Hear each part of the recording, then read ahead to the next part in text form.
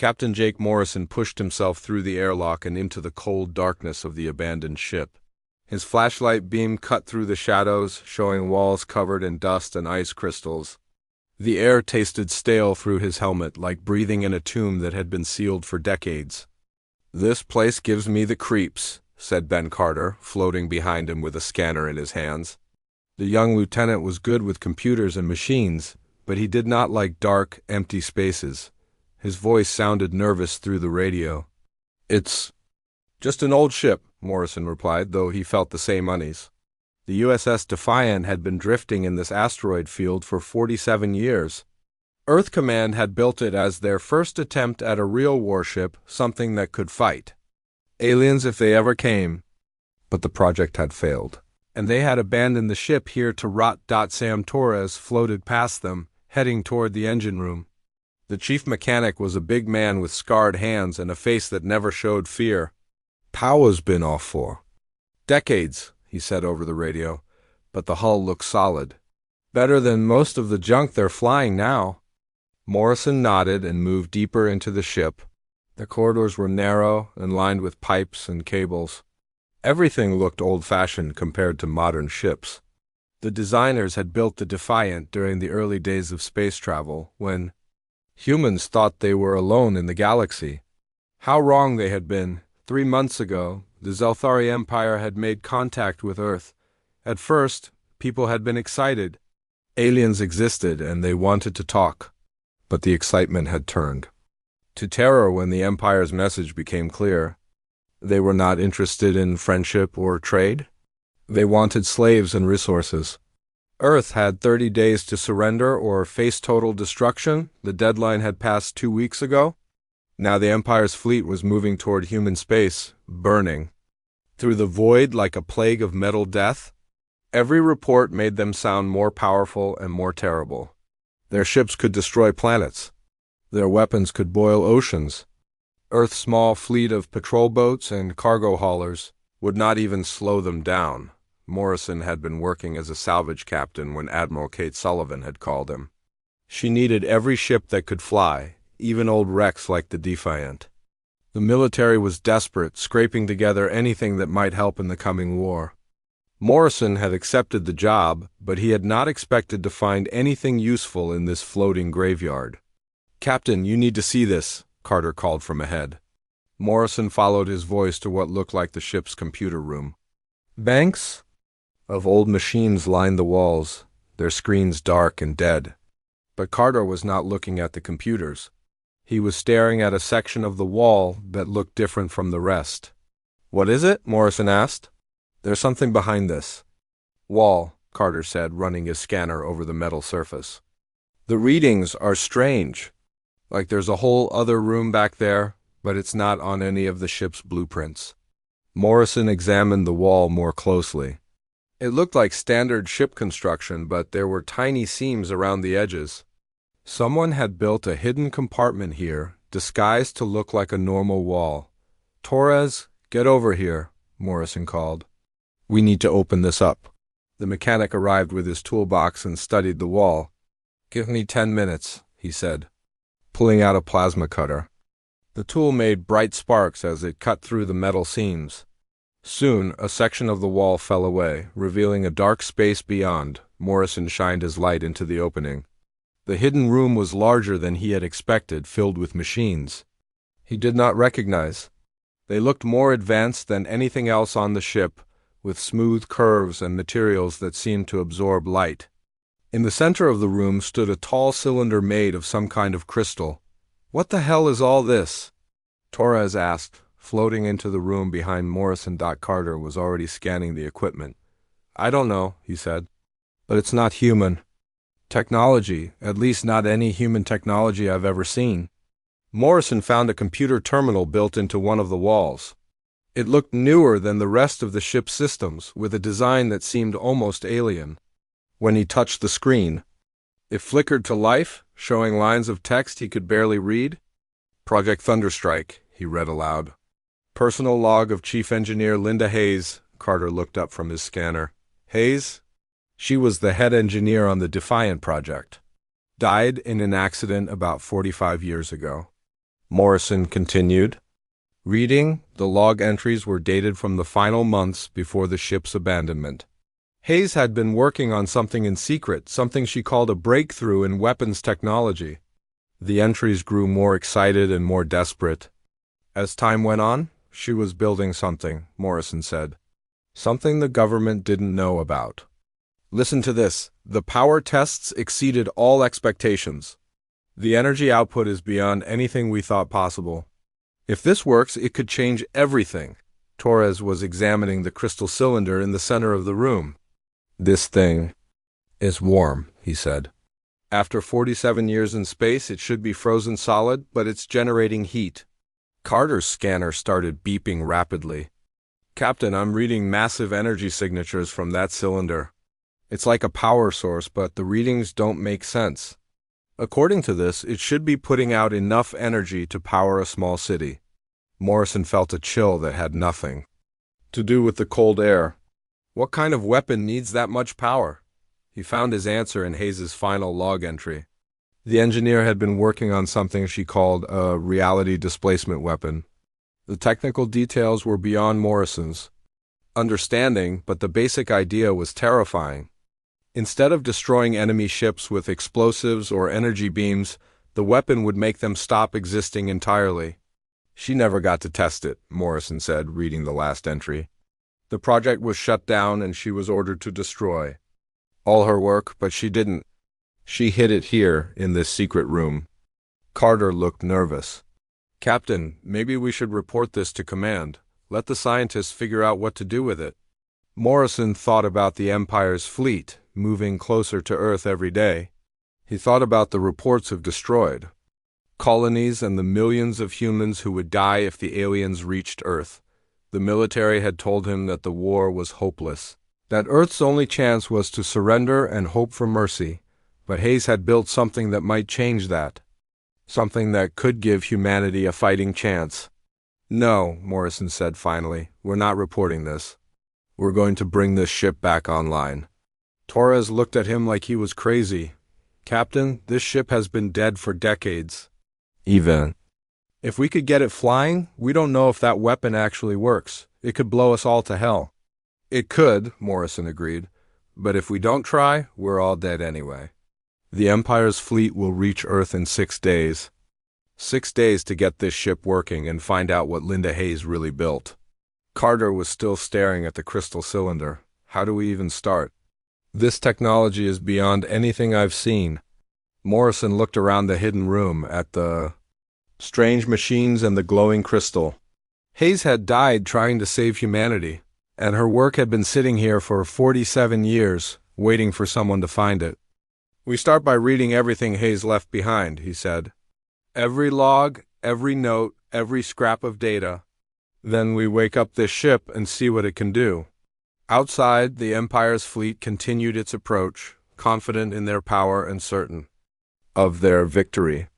They had no idea that an old human ship was about to change everything. Morrison spent the next 3 days reading every file Linda Hayes had left behind.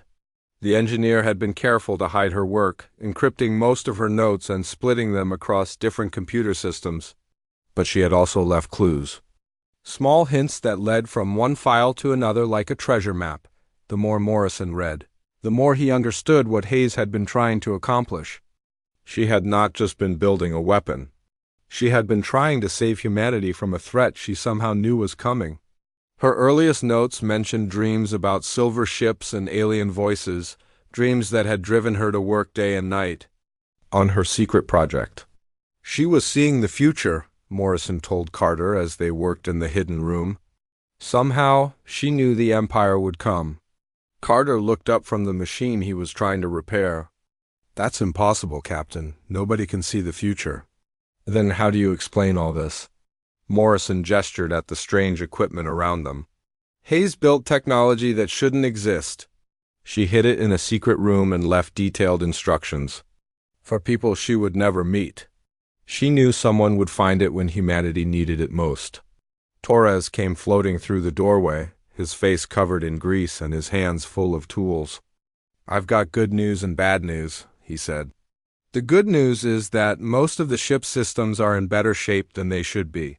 The bad news is that we're going to need help. Morrison frowned. What kind of help? The kind that comes with a uniform and a security clearance, Torres replied. Some of this equipment is beyond anything I've ever seen. We need specialists, people who understand advanced physics and quantum mechanics. We can't bring in outside help, Morrison said. Too many people asking too many questions. We do this ourselves or not at all. Carter had been quiet while they talked, but now he looked up with excitement in his eyes. Maybe we don't need outside help. Maybe we have help already. He was pointing at a small device connected to the crystal cylinder. It looked like a communication system, but the design was unlike anything Morrison had seen. Strange symbols covered its surface, symbols that seemed to shift and change when he looked at them directly. Hayes left detailed instructions about this device, Carter said. She called it a teaching machine. According to her notes, it can download information directly into a person's brain. Torres looked skeptical. That sounds dangerous. What if it scrambles your thoughts or drives you crazy? Hayes tested it on herself, Carter said, reading from his tablet, multiple times. She said it was the only way to understand the technology she was working with. The knowledge didn't come from human research. It came from somewhere else. Morrison felt a chill as he read Hayes's notes about the teaching machine. The engineer had been convinced that the knowledge was being given to her by someone or something that wanted humanity to survive. She had never discovered who or what was helping her, but she had trusted the information enough to stake her life on it. I'll do it, Morrison said. Finally, both Carter and Torres started to protest, but Morrison held up his hand.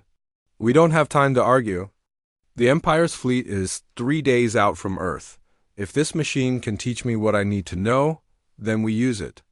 Carter activated the device according to Hayes's instructions. The crystal cylinder began to glow brighter, and the strange symbols on the teaching machine started to move faster. Morrison felt a tingling sensation in his head, like static electricity building up inside his skull. Then the knowledge hit him like a wave. Information poured into his mind at incredible speed. He learned about energy manipulation, space-time, physics, and weapons technology that was centuries ahead of anything humans had developed.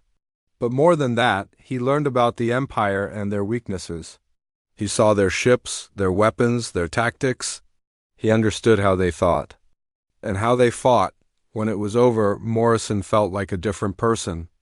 The knowledge was there in his mind, as clear and solid as his own memories. He knew exactly what Linda Hayes had built, and he knew how to use it. Captain, are you all right? Carter asked, looking worried. Morrison nodded slowly. I'm fine. Better than fine. I know what we need to do.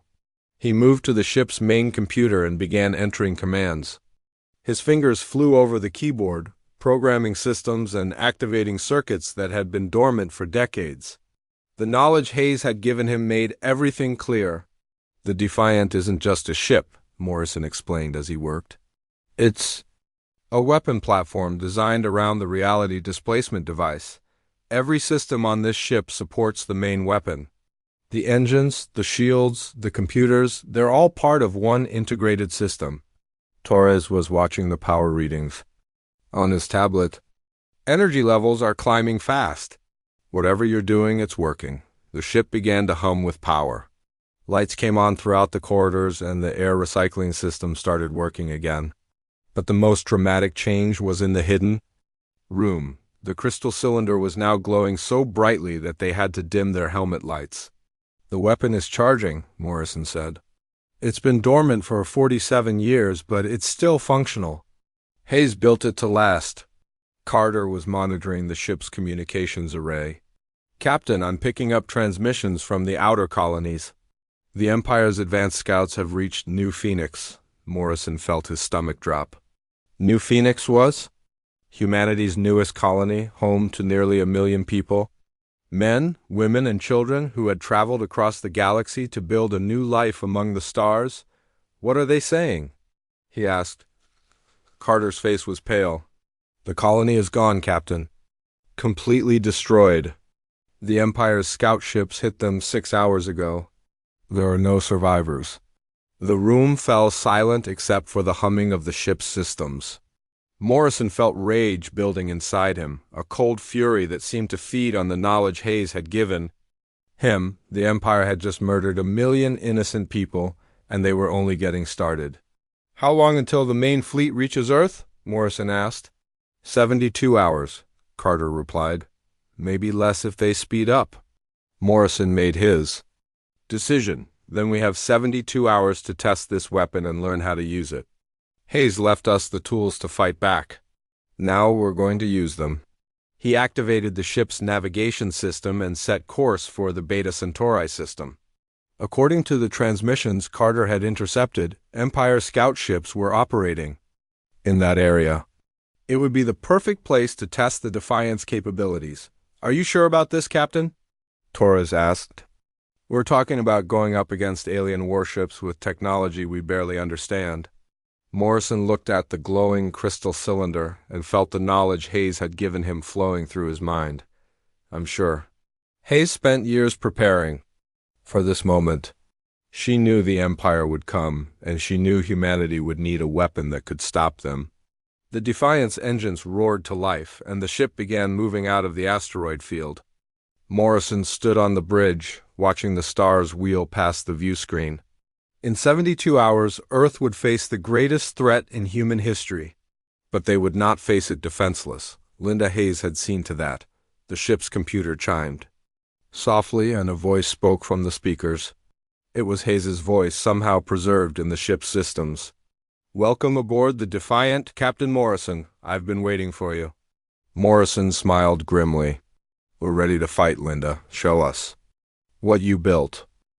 The Defiant moved through space like a ghost ship returning from the dead.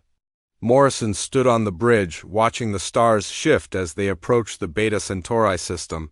The ship felt different now that it was fully powered.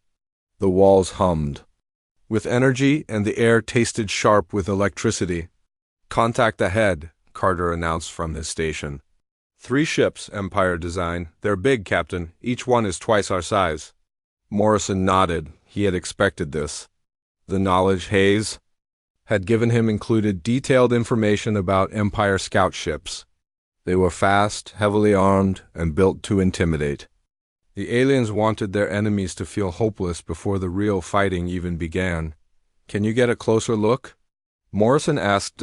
Carter worked at his console, and the main screen showed a magnified view of the enemy ships. They were sleek and dark, like sharks made of black metal. Weapon ports lined their hulls, and Morrison could see the glow of their shield generators. "They're scanning the old mining station," Carter reported. "Looks like they're checking for survivors or valuable equipment." Morrison felt another surge of anger. The mining station had been abandoned years ago, but the Empire did not know that. They were being thorough, making sure no humans escaped to warn others about their approach. "Linda," Morrison said to the ship's computer, "are you ready to show? You see what you built?" Hayes's voice came through the speakers, calm and confident. "I have been ready for 47 years, Captain. The weapon systems are fully charged. All we need is your command." Torres looked up from his engineering station. "Captain, the power readings are incredible. I've never seen anything like this. The energy output is off the charts." "What about the shields?" Morrison asked. "Online and stable," Torres replied. "But Captain, I don't understand how they work. According to these readings, our shields should be able to absorb unlimited energy." "That's impossible." Morrison smiled grimly. He understood how the shields worked, thanks to the knowledge Hayes had given him. They did not block incoming energy. They absorbed it and fed it back into the ship's weapon systems. The more the enemy shot at them, the more powerful the Defiant became. "Take us in," Morrison ordered, "nice and slow. I want them to see us coming." The Defiant moved toward the Empire ships at a steady pace. Morrison was not trying to surprise them. He wanted them to detect his ship and react exactly as their training told them to. He wanted them to open fire with everything they had. "They've spotted us," Carter announced. "The lead ship is turning toward us. They're powering up their weapons." Morrison watched the tactical display as the three Empire ships moved into attack formation. They were confident, probably amused that a single human ship had dared to challenge them. They had no idea what was about to happen. Incoming transmission, Carter said. Audio only. Put it through, Morrison ordered, the alien voice. That came through the speakers was harsh and full of contempt. The ship's computer translated the words into English. Human vessel, you will surrender immediately. Your ship will be destroyed if you do not comply. Morrison opened a channel to respond. This is Captain Morrison of the Earth vessel Defiant. You are in human space without permission. Leave now, or face the consequences. There was silence for a moment, then the sound of alien laughter. You dare to threaten us? Your pathetic species will be extinct within days. We will enjoy watching your world burn. I warned you, Morrison said, and closed the channel. The Empire ships opened fire immediately. Bright beams of energy lanced out from their weapons, striking the Defiant's shields. The ship shook slightly, but Morrison could see the power readings climbing rapidly. The shields were working exactly as Hayes had designed them. They're hitting us with everything they have, Torres reported. But our shields are holding. Actually, they're getting stronger. Morrison watched as the Empire ships poured more and more energy into their attack. The aliens were probably confused by now, wondering why their weapons were not working. They had destroyed human ships before with single shots. This should have been easy. Linda, target the lead ship, Morrison ordered. Show them what we can do. Target acquired, Hayes' voice replied.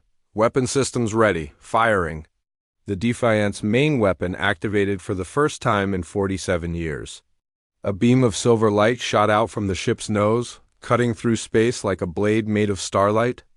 When it hit the Empire ship, something impossible happened. The alien vessel did not explode. It did not break apart or catch fire. It simply stopped existing. One moment it was there, a massive warship bristling with weapons. The next moment, there was nothing but empty space. What the hell was that? Torres whispered. Morrison felt the knowledge Hayes had given him stirring in his mind. Reality displacement, he said. The weapon doesn't destroy the target. It removes it from reality entirely. The ship, the crew, everything, it's all gone as if it never existed. The two remaining Empire ships had stopped firing. Morrison could imagine the confusion and terror spreading through their crews. They had just watched one of their own ships vanish without a trace. They're trying to retreat, Carter reported. Both ships are turning away. Not so fast, Morrison sighed. Linda, target both remaining ships. Targeting complete, Hayes replied. Ready to fire. Do it. Two more beams of silver light shot out from the Defiant. They struck the fleeing Empire ships simultaneously, and both vessels disappeared in the same impossible way as the first. Where moments before there had been 3 alien warships, now there was only empty space and scattered debris from the mining station. The bridge fell silent except for the humming of the ship's systems. Morrison stared at the empty space where the Empire ships had been, trying to process what he had just witnessed. In less than a minute, they had destroyed 3 advanced alien warships without taking any damage. Captain, Carter said quietly, are we the good guys in this? Morrison understood his concern.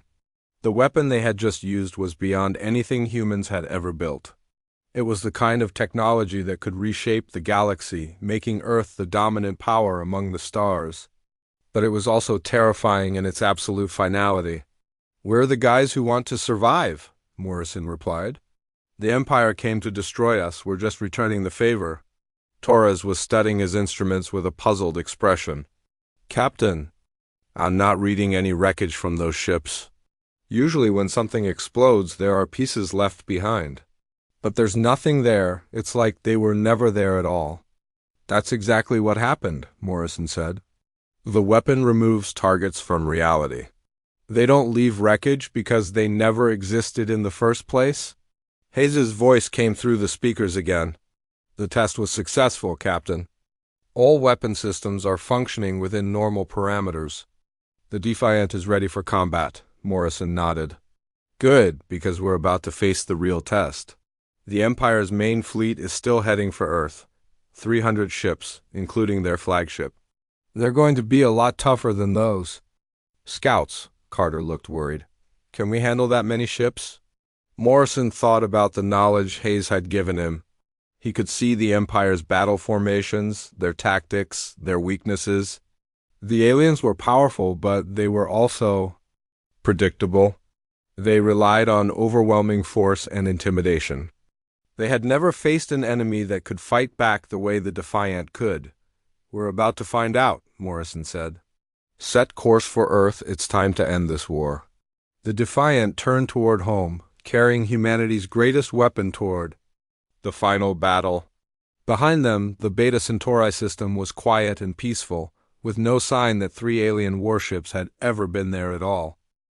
The Empire's main fleet hung in space like a metal storm cloud, stretching across thousands of kilometers of empty void. Admiral Vextara stood on the bridge of his flagship, the Eternal Dominion, and watched the blue world of Earth grow larger. On his screens, soon, the humans would learn what happened to species that refused to submit to Empire rule. Status report, the Admiral commanded in his harsh alien language.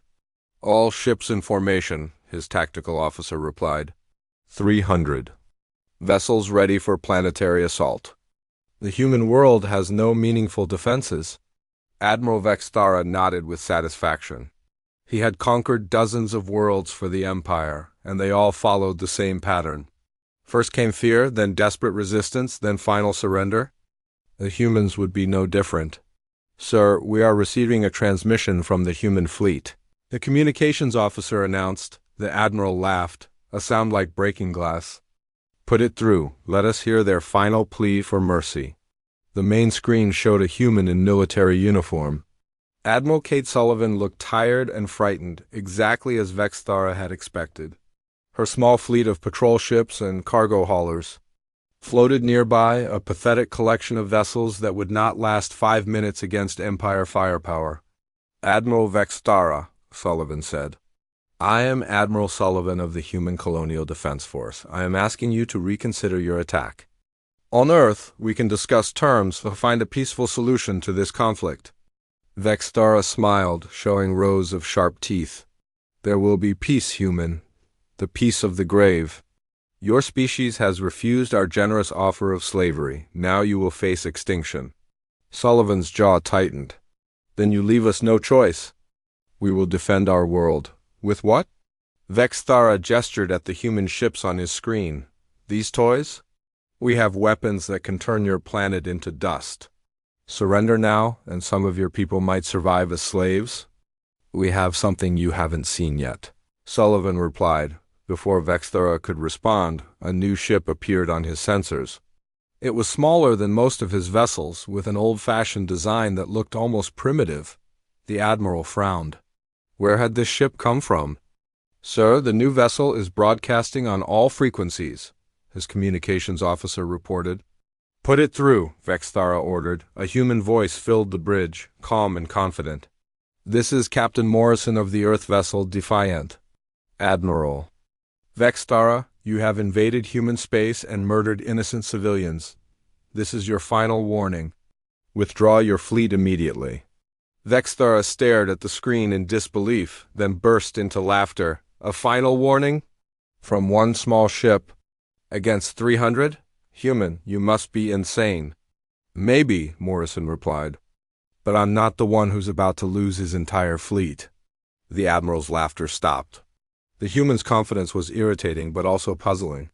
What could one ship possibly do against the might of the Empire? Destroy that vessel, Vextara ordered his fleet. Show these humans what happens to those who defy the Empire. Every ship in the Empire fleet turned toward the Defiant and opened fire. The space between them lit up with energy beams and plasma bolts, enough firepower to level a city. The attack was so intense that Vextara's sensors could barely track what was happening. When the light faded, the Defiant was still there. Not only was it undamaged, but it seemed to be glowing brighter than before. Vextara's tactical officer was staring at his instruments with confusion. Sir, our weapons had no effect. The human ship appears to have absorbed all incoming energy. That's impossible, Vextara snarled. No ship can withstand that much firepower. On the screen, Morrison's voice came through again. I warned you. Admiral, now you get to see what Linda Hayes built. The Defiant fired a single beam of silver light. It struck the nearest Empire ship, a heavy cruiser with enough armor to survive a direct hit from a nuclear weapon. The cruiser simply vanished as if it had never existed at all. What happened to the destroyer's pride? Vexthara demanded. His tactical officer was frantically checking his instruments. Sir, I don't know. The ship was there, and now it's gone. There's no wreckage, no energy signature. It's like it was never there. Before Vexthara could respond, more silver beams shot out from the Defiant. Each beam struck a different Empire ship, and each ship disappeared in the same impossible way. In less than a minute, 20 vessels had been removed from existence. All ships, focus fire on that human vessel, Vexthara screamed. Destroy it. Now, the Empire fleet poured everything they had into their attack on the Defiant. Plasma cannons, energy torpedoes, gravity bombs, every weapon in their arsenal was brought to bear on the single human ship. The attack was so intense that space itself seemed to burn, but the Defiant's shields held. More than that, they seemed to grow stronger with each hit. Morrison's voice came through the chaos, still calm and confident. You're only making us more powerful, Admiral. Every shot you fire feeds our weapon systems. More silver beams lanced out from the Defiant, and more Empire ships vanished. Vexthara watched in horror as his fleet was systematically destroyed by technology he could not understand. Ships that had conquered star systems were being erased from reality by a single human vessel. Sir, we've lost 50 ships, his tactical officer reported. The fleet is in chaos. Some captains are requesting permission to retreat. No retreat, Vexthara snarled. We are the Empire. We do not run from humans. But even as he spoke, Vexthara could see his fleet falling apart. The disciplined formation that had conquered half the galaxy was dissolving into panic. His captains had never faced an enemy like this before. They did not know how to fight something that could not be hurt, and could destroy them with a single shot. The Defiant moved through the Empire fleet like a shark among minnows. Every few seconds, another silver beam would reach out and claim another victim. The human ship seemed to know exactly where to strike, targeting command vessels and weapon platforms with surgical precision. How is it doing this? Vexthara whispered. How can one ship destroy an entire fleet? His science officer had been analyzing the human weapon throughout the battle. Sir, I believe they are using some form of reality manipulation technology. They are not destroying our ships. They are removing them from existence entirely. Vexthara felt fear creeping into his mind for the first time in his military career. The Empire's strength came from their superior technology in overwhelming numbers. But what good were numbers against a weapon that could erase entire ships? From reality? Sir, we've lost over half the fleet, his tactical officer reported.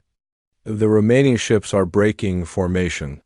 Some are already jumping to hyperspace. On the screen, Morrison's face appeared again. This time, he was not talking to the Admiral. He was broadcasting to every ship in the Empire fleet.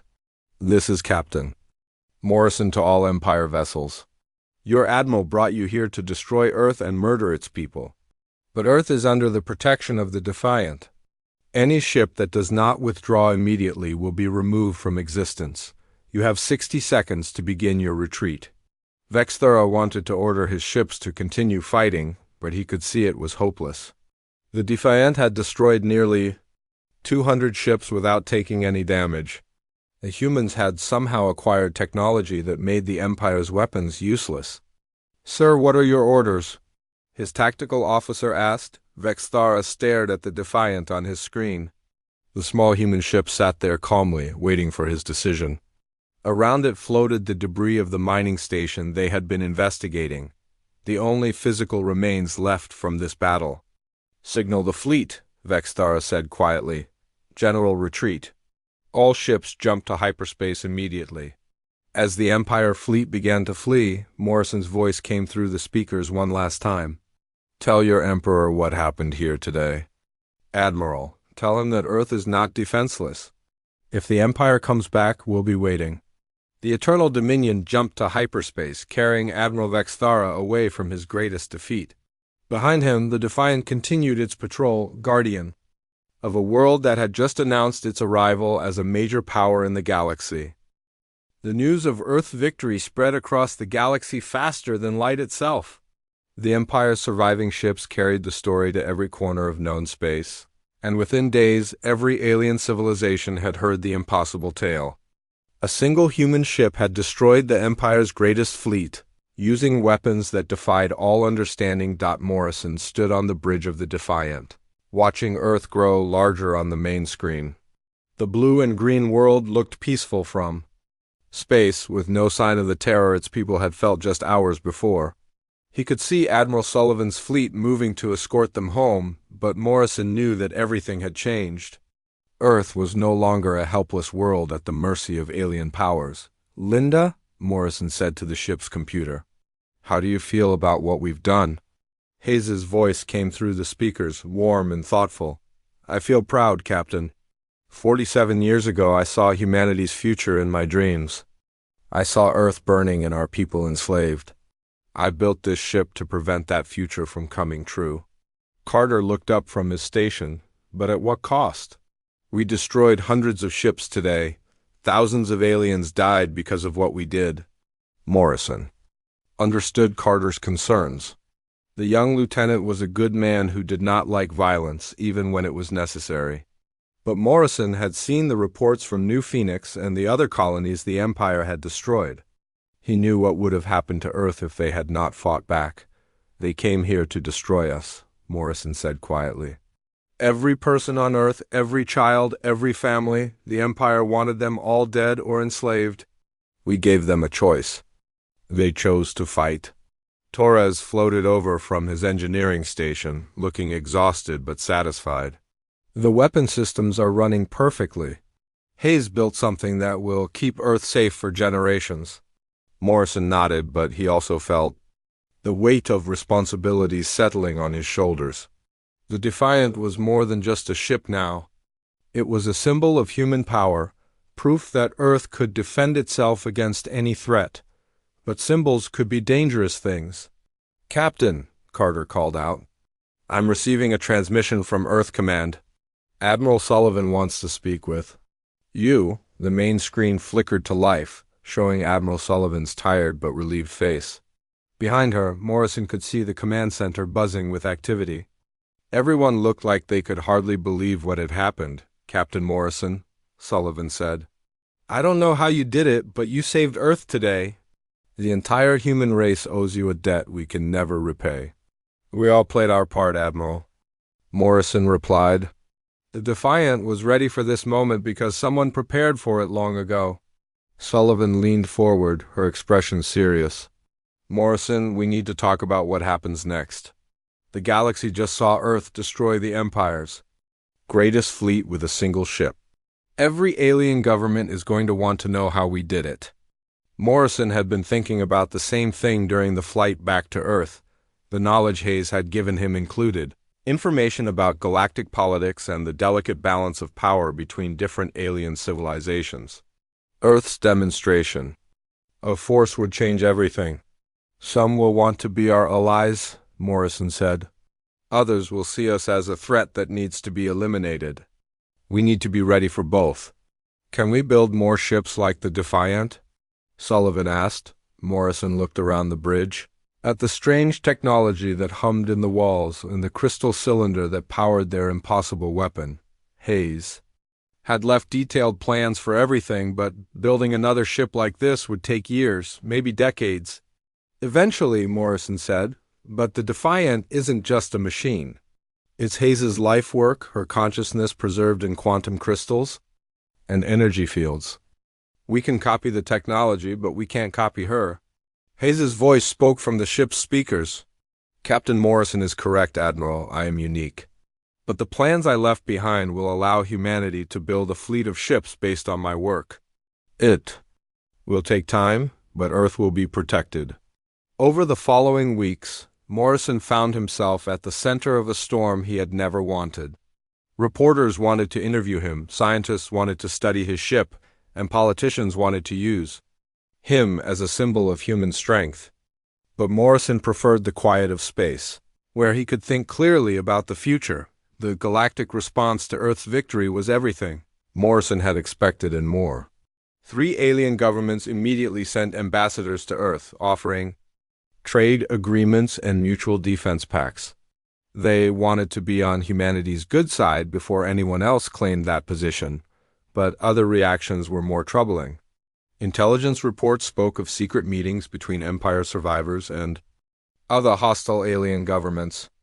They were planning something, probably another attack on Earth, when they thought humanity was unprepared. Morrison was studying these reports in his quarters when Hayes's voice came through the intercom. "Captain, we have visitors approaching.